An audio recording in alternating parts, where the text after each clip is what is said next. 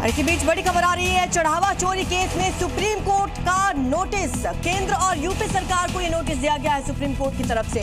आपको बता दें, चढ़ावा चोरी केस में सुप्रीम कोर्ट ने ये नोटिस जारी किया है और नोटिस दिया गया है केंद्र सरकार और यूपी सरकार को।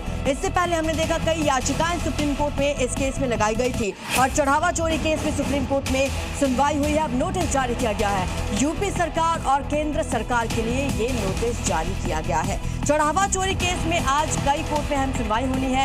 इधर 8 आरोपियों की वीडियो कॉन्फ्रेंसिंग के जरिए पेशी हो रही है और दूसरी तरफ अब ये सुप्रीम कोर्ट में जब सुनवाई हुई, सुप्रीम कोर्ट ने केंद्र और यूपी सरकार को नोटिस भेजा है।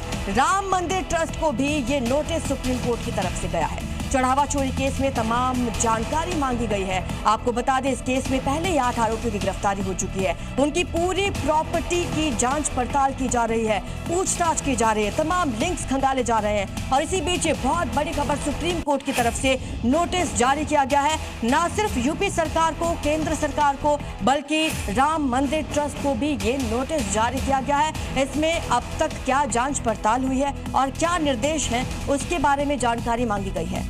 ज्यादा जानकारी हमारे सहयोगी हमें देंगे। अरविंद सिंह हमारे साथ जुड़ चुके हैं। अरविंद, क्या कुछ कहा है सुप्रीम कोर्ट ने?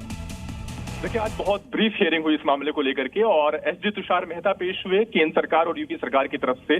उन्होंने ये कहा कि इस मामले में केंद्र और यूपी सरकार को औपचारिक नोटिस करने की जरूरत नहीं है।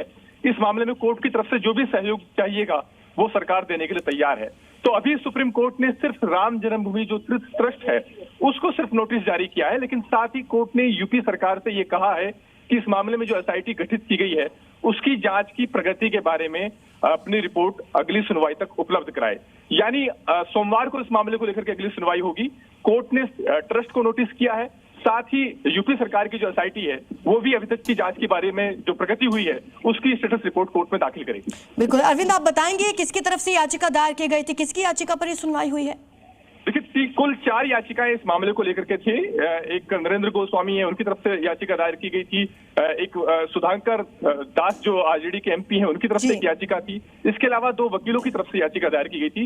इन याचिकाओं में मांग की गई थी कि इस मामले की स्वतंत्र और निष्पक्ष जांच होनी चाहिए। बिल्कुल बिल्कुल अरविंद, आप नजर बना रखें। शुक्रिया आपका इस तमाम जानकारी के लिए। तो आपको बता दें कि ट्रस्ट को नोटिस जारी किया गया है और यूपी सरकार से पूछा गया कि अब तक इस मामले में क्या कार्रवाई की गई।